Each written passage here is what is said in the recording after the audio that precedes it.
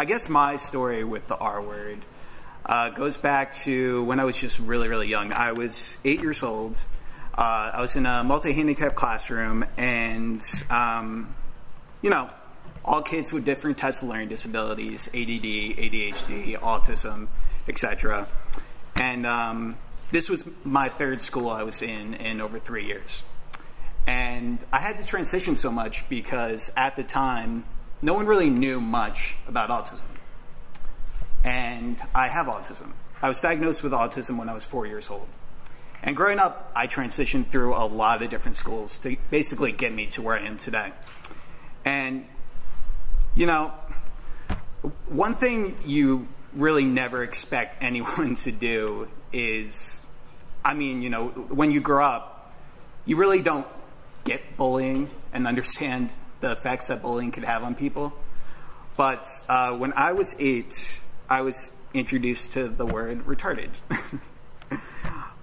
It was a word that I didn't understand. I really just went over my head at first. I couldn't tell you for the life of me what it meant. But as time went on, as I got more into school, I would notice that more and more people would start calling me that.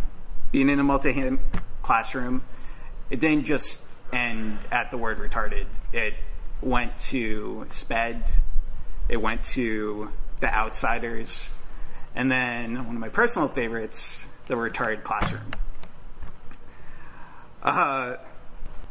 And this was also one of the first times that I did learn what the word bullying meant, because my parents had to tell me.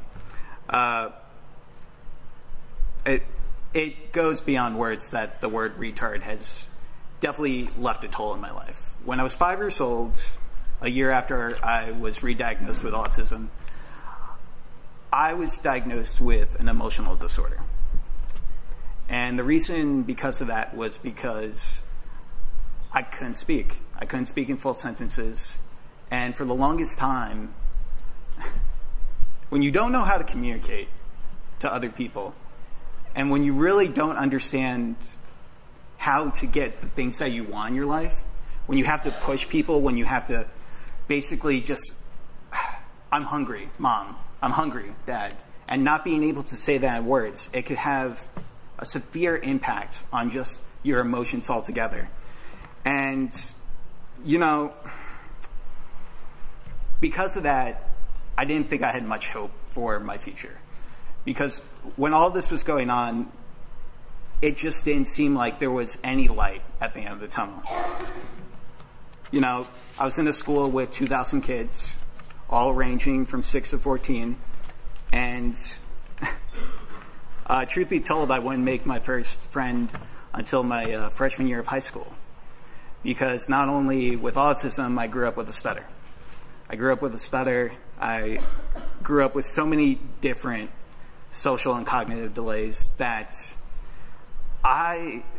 once I started talking, which, you know, when I started talking, you couldn't get me to stop, literally, to this day. You know, the saving grace for me was when I went to an out-of-district school for kids with just kids like myself, kids with learning disabilities. I went to a small private school in Teaneck, New Jersey. And that's when, for the first time, I really was able to not be afraid anymore of who I was as an individual.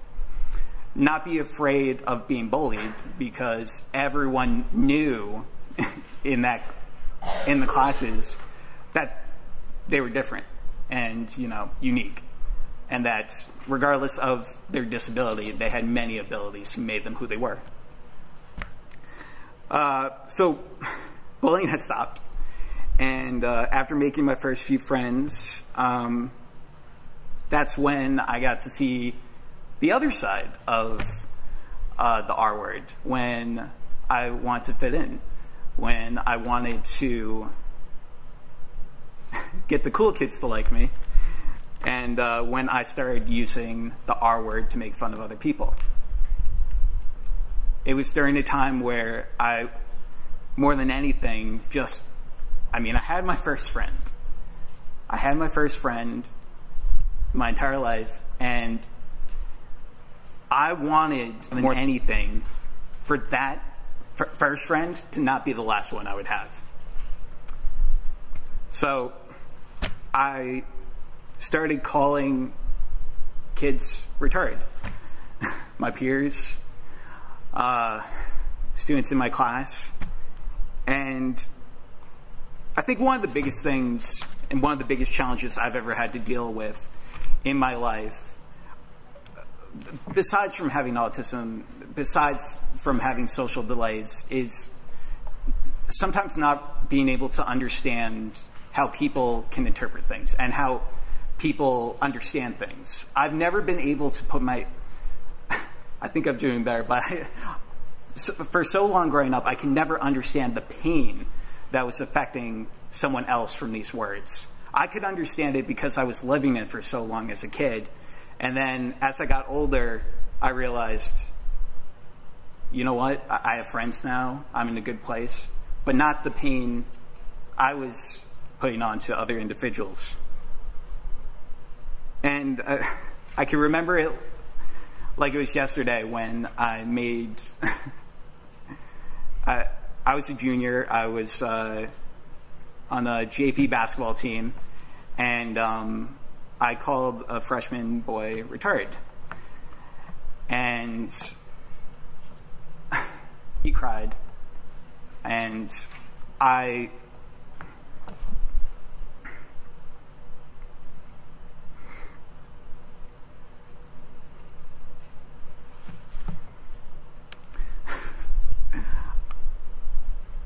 he cried, and I didn't know what to do at the time. I didn't know how he would, I just knew he was upset. And that's when I really had to look at myself in the mirror and understand that what I was doing wasn't right. And probably for the first time ever, and this is kind of a confession to all of you because this is something I've never really talked to anyone about. This is for the first time that I gave a confession and said that I was wrong. You know, I really never talked to the kid after that, and at that point, I never saw him again, and I can never tell him that I was sorry for what I did. And, you know, the word retarded means so many different things to so many different people, but the word for so long that I've been trying to get out of my head, it's another R word, and it's called regret. So, along with that, another R word called reflection, I became an advocate. It wasn't at the beginning of my road. It wasn't at the very start, but it was something I knew I wanted to do. Once I got into college, I became an advocate because I was back in a setting. Only 1% of our population had disability students. And again, I was worried about being bullied. And I had to put myself in the shoes of this individual and understand that, you know, this isn't right. And because of this, for the past 8 years now, I've been a disability advocate. I started off freshman year of college for the first time coming out about having autism to my peers, not really knowing how they were going to react.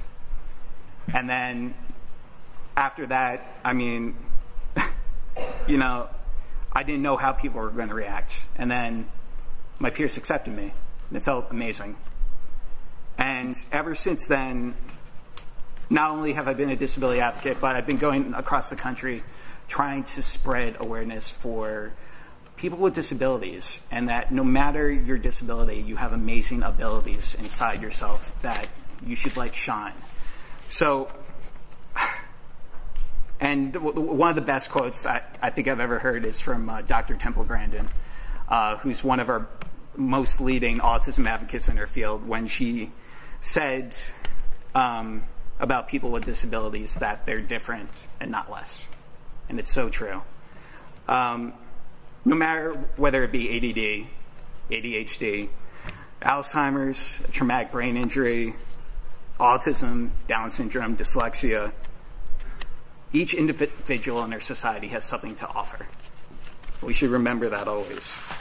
I want to end this speech by just sharing one more thing. I'm pretty sure I've went over by now.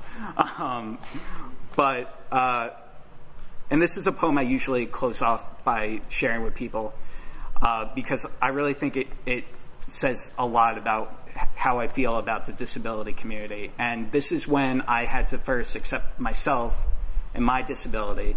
And this is a poem called My Name is Kerry and I have PDD-NOS, which is a form of autism. My name is Kerry and I have PDD-NOS. This means I have autism. This does not mean I am autism. This means I see the world sometimes in a different light. This does not mean I'm in the dark. This means from time to time I may have a difficulty expressing my emotions. This doesn't mean I don't feel. This means when I communicate, I do it with a style that's my own. This does not mean I don't have a voice. This means I may have a sensitivity when it comes to a certain feel or touch. This means sounds can sometimes make me feel uneasy. This does not mean I'm deaf or hard of hearing.